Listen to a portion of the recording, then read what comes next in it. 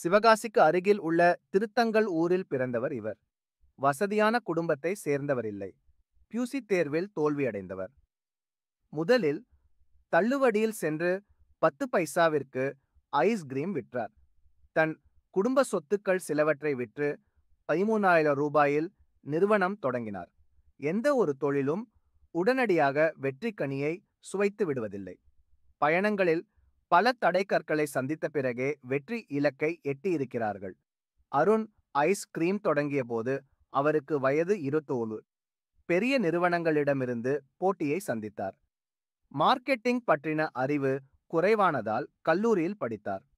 1986இல் Hatsun foods private அலிட்டி என்று பெயர் மாற்றப்பட்டது. 1991இல் 3 கோடி வருமானத்தை ஈட்டியது. நவம்பர் 9இல் ஆரோக்கிய பால் தொடங்கப்பட்டது. அருண் ஐஸ் கிரீம் மட்டுமல்ல, ஆரோக்கிய பால், கோமாதா பால், ஹாட்சன் டெய்ரி பொருட்கள், ஓயாலோ கிரேவி அண்ட் ஸ்நாக்ஸ், சந்தோஷா கால்நடை தீவனம் மற்றும் ஐபகோ ஐஸ்கிரீம் பிராண்டை உருவாக்கியவர். 13,000 ரூபாயில் தொடங்கி இந்தியாவின் மிகப்பெரிய பால் பொருள்கள் நிறுவனமான ஹட்சன் நிறுவனத்தை உருவாக்கியவர். இந்த ஆண்டு வருமானம் ரூ.500 கோடிக்கும் மேல் ஆகும்.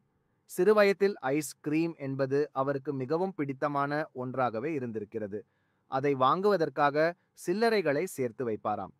இந்த விருப்பமே பிற்காலத்தில் ஐஸ்கிரீம் சார்ந்த மிகப்பெரிய சாம்ராஜ்யத்தை உருவாக்க தூண்டுதலாக இருந்திருக்கிறது.